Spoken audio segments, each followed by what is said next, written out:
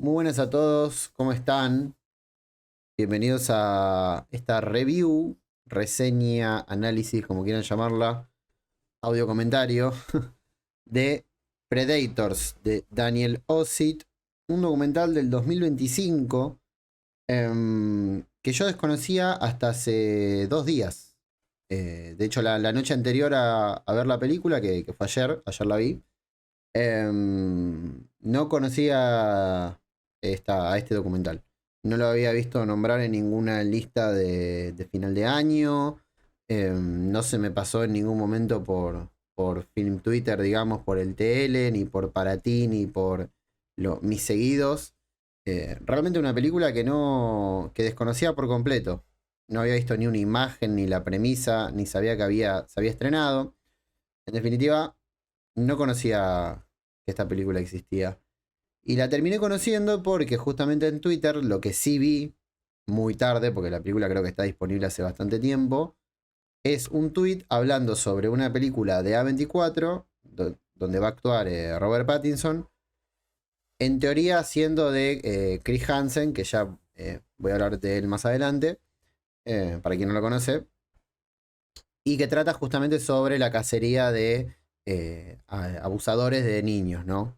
No quiero decir la palabra con P, porque quizás el propio YouTube me saca el video, pero me lo baja, pero sobre agresores sexuales, específicamente de menores de edad.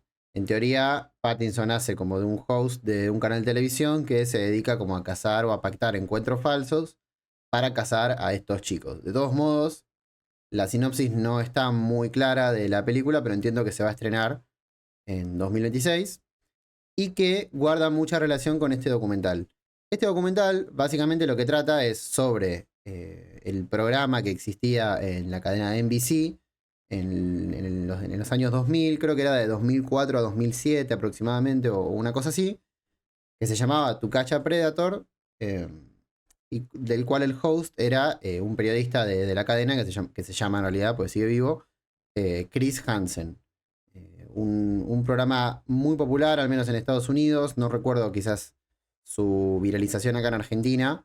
Pero en definitiva, lo que te muestra en el documental era, bueno, un programa con una popularidad muy, muy grande para hacer un segmento de un noticiero, nada más, porque ni siquiera era un programa en realidad, era un segmento de un noticiero, donde el presentador atrapaba, digamos, entre comillas, porque él no puede atrapar a nadie, pero pactaba encuentros falsos entre menores que se hacían pasar por menores de edad con adultos que querían tener relaciones con ellos, o bueno, en definitiva, depredadores sexuales, gente que grumea, digamos, en redes, en fin. Lo que ya todos hoy conocemos como algo certero, como un peligro en el aspecto cibernético que todos los padres están al tanto, independientemente de que quizás cada vez surjan más amenazas, como por ejemplo con el tema de la IA, por ejemplo con juegos online, el caso Roblox en definitiva, pero que en 2004, en el principio de los 2000, cuando la Internet cada vez se hacía más y más, no digo popular, pero sí abierta, pública, de más fácil acceso, eh, había un poco más de desconocimiento acerca de estas prácticas y bueno, el peligro era muy importante. Por ejemplo, a mí no me dejaban usar internet hasta muy, muy ya de entrada de edad, digamos, a partir de los 12, 13 años. Pero en definitiva, el niño, por curioso y por ocultarse de los padres, igual utilizaba el internet de alguna forma u otra. Entonces, este programa sacaba, digamos, provecho de esta situación, de esta problemática, para pactar estos encuentros y atrapar y filmar en vivo la reacción de estos agresores, de estos supuestos sospechosos. Y básicamente el formato era siempre igual. El host aparecía de la nada en la casa, los confrontaba y después la policía los detenía al salir de la casa al sospechoso o al culpable. Lo que tiene el documental no es un documental, estamos hablando ahora sí de Predators, no es un documental que trate sobre específicamente nada más sobre el ascenso y caída de este segmento televisivo que presentaba este periodista Chris Hansen, sino que abre la problemática mucho más allá. Yo creo que muchas veces pasa con estos documentales que hablan sobre ciertos programas o sobre ciertas celebridades que se queda intrínsecamente hablando solamente de, eh, bueno, como lo pictórico de la historia de, te vamos a contar como la Wikipedia de este tema en particular. Y yo creo personalmente que esos son los documentales menos atractivos que se pueden hacer o que se pueden ver, porque en definitiva estamos leyendo o viendo, mejor dicho, una Wikipedia audiovisual, ¿no? Ni hablar de la proliferación de este tipo de videos con la llegada de YouTube y demás, y de muchos youtubers que por leer una Wikipedia piensan que son documentalistas. Pero bueno, en definitiva, esto no es algo novedoso, porque antes de YouTube ya existían este tipo de documentales o de supuestos documentales que solo cumplen un objetivo meramente informativo y con poca sustancia, digamos. Por eso creo yo que cuando un documental eh, va más allá y en realidad adquiere su carácter documental es en un punto muy específico para mí, que es en el tema del manejo del punto de vista. Me parece que siempre en realidad en el cine o en las películas de ficción el punto de vista es fundamental o bueno, en cualquier narración, pero me parece que al tratarse de una investigación sobre un tópico, creo yo que el punto de vista es el punto de partida principal para abordar cierto tema, temática, personaje, hecho histórico, en fin, lo que quieras retratar como documental. Cuando encuentro un documental, como por ejemplo este, como Predators, o incluso una película de ficción, pero que pretende ser un documental como Lake Mungo, quedo particularmente maravillado por el manejo del punto de vista tan complejo que manejan esas dos películas, una de ficción y una de documental. Yo creo que lo que tiene Predators es, primero que nada, siento que es como una patada en la cara al tan popular género de true crime, que no es novedoso, pero que es cierto que con la llegada de las plataformas de streaming se producen a mansalva, salen true crime todas las semanas, que se hablan en Twitter durante un par de días y después se desvanecen, donde nos cuentan los hechos más macabros, más morbosos, pero que se quedan solamente en eso, nunca terminan de explorar, digamos, las temáticas de una mirada, desde una mirada más compleja, incluso de una mirada autoral. No quiero decir que sea una película de autor Predator, porque la verdad que sería muy hipócrita de mi parte, ya que no vi el resto de las películas de este documentalista, pero evidentemente hay una postura marcada, al menos en esta obra en particular, eh, y que incluso se plantea como un anti-true crime, porque en definitiva lo que le interesa más al documental no es tanto el hecho en sí, sino las preguntas que puedan surgir a partir de lo que estamos viendo. Yo creo que es un documental aparte jugadísimo, muy jugado, incluso más jugado que muchas de las películas de ficción sobre crímenes que se pueden ver este año o en los años recientes, porque no se queda en la comodidad. Es muy fácil plantear un tema como el de agresores sexuales, principalmente de niños, de menores de edad, y dejarlo solo de ese lado, plantear al villano, que es muy obvio, y que todo el resto seamos los héroes que estamos viendo lo mal que están estas personas. Creo yo que cuando la película hace su primera pausa y presenta su punto de vista principal sobre las, digamos, falencias que tiene este programa, tenía este segmento de noticiero, digamos, este segmento del canal de noticias, es donde vos decís, pará, me parece que yo acá estoy viendo algo que me quiere contar mucho más. Por supuesto, como con casi todas las películas yankees, el público yankee muchas veces las lee muy mal. He llegado a leer en este día y medio desde que la vi barbaridades como diciendo que la película defiende a estos agresores sexuales, que plantea que no es la culpa de ellos necesariamente o que hay que entenderlos y demás. Y es un comentario súper errado. Yo creo que lo que tiene el documental es plantearse qué hay más allá de, de estas personas. Cuál es la problemática sobre este programa de televisión, sobre la cacería urbana de depredadores que no vemos cuando este programa de televisión se reproduce?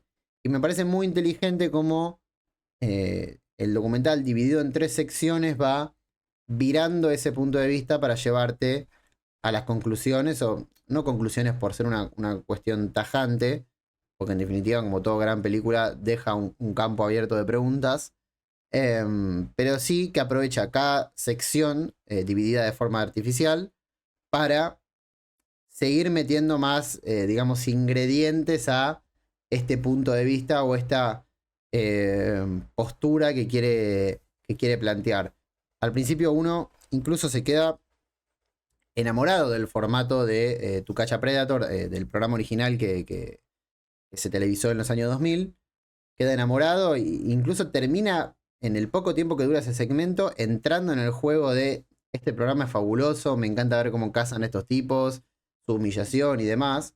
Y como dije antes, cuando él plantea la primera pausa, la película, te descoloca por completo. Te descoloca por completo porque te estalla esa misma burbuja en la cual vos estuviste cayendo cuando arrancó la película, que es la misma burbuja en realidad que atrapaba a las personas que miraban ese programa cuando se televisó originalmente.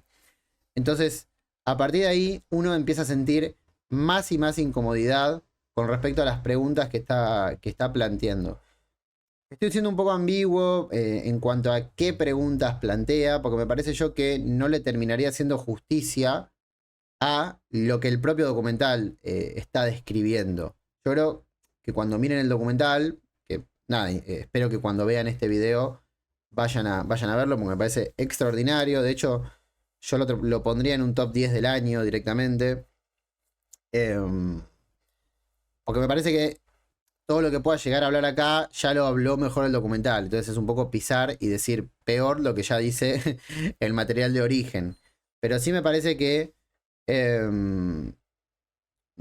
sí me parece como valioso mencionar esta idea de, bueno, cómo la película constantemente va jugando con el punto de vista, cómo cambia la perspectiva de las cosas, que de nuevo me recuerda mucho a una película como Lake Mungo, que si bien es ficción, es un falso documental y que su punto más fuerte es justamente las variantes y la forma en que nos manipula sin ser arbitrario para, para nuestra mirada.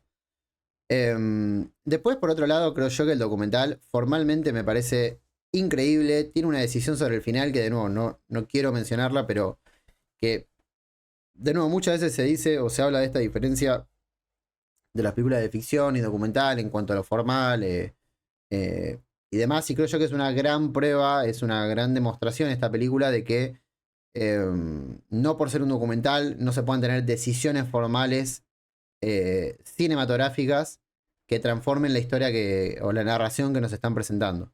Y justamente hay una sobre el final que es simétrica con otra que ocurre al principio, que es increíble. O sea, tienen que verla, de nuevo, no quiero spoilearla, pero ya cuando la vean se van a dar cuenta y me parece fabulosa.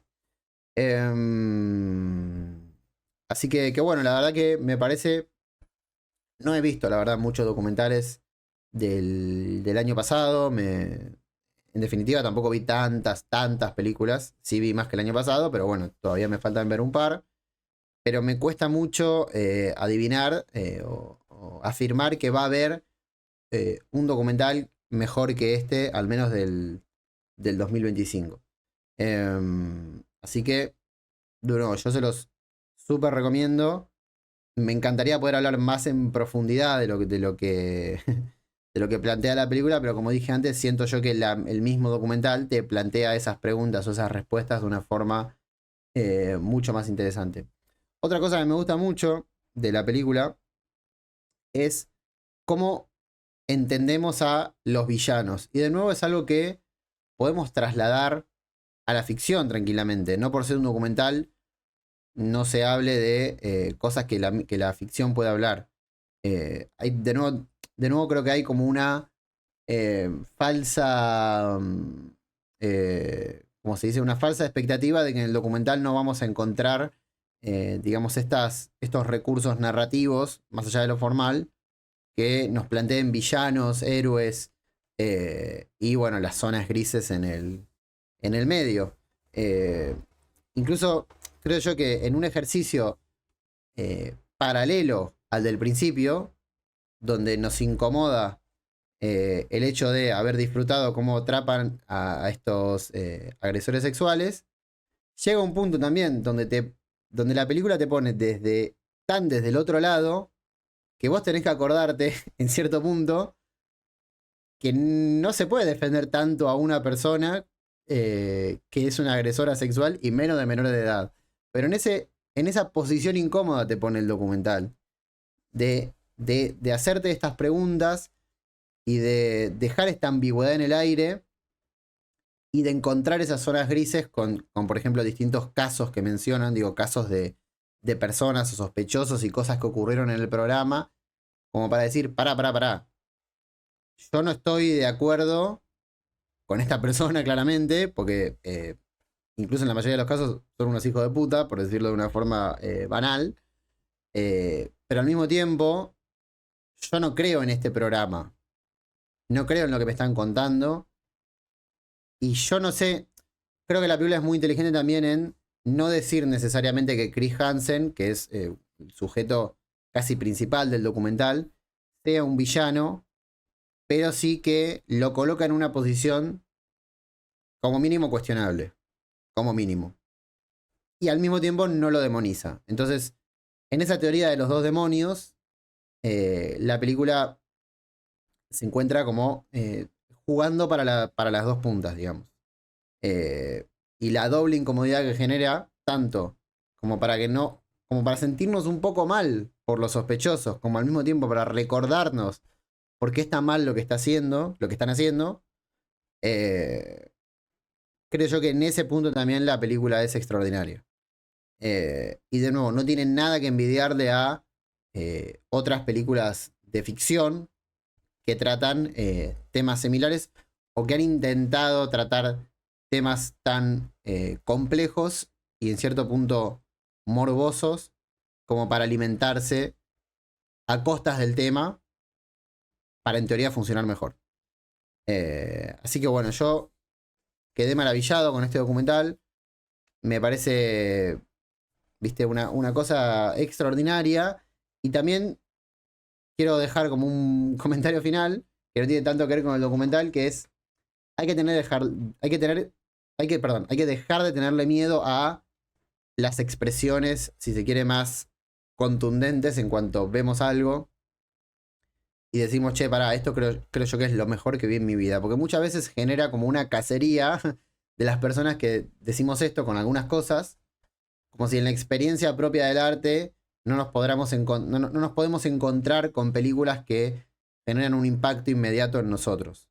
Y esto va incluso para los clásicos, como por ejemplo, no sé, que alguien vea El Padrino por primera vez y diga, y sí, esta es la mejor película de la historia, ¿qué le voy a hacer? Nadie me va a cuestionar que yo diga eso. Pero también es válido decirlo para películas actuales.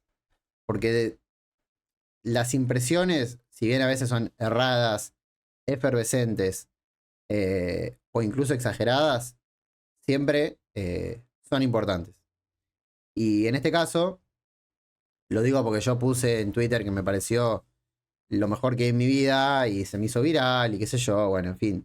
Pero a lo que voy es, yo terminé de verlo y genuinamente creí que es de lo mejor que vi, no solo este año, sino en los 27 años que llevo de vida.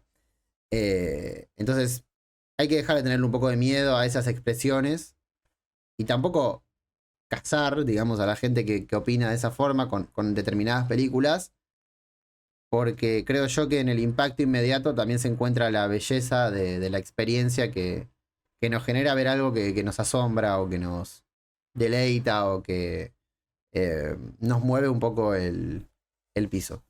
Así que, bueno, nada, de nuevo, se las recomiendo un montón y espero que lo puedan ver. Está en Flow barra Paramount y si no en los lugares de siempre. Y si lo ven, pueden comentarme abajo en el video qué les pareció. Así que nada, les mando un saludo y espero que la disfruten igual que la disfruté yo.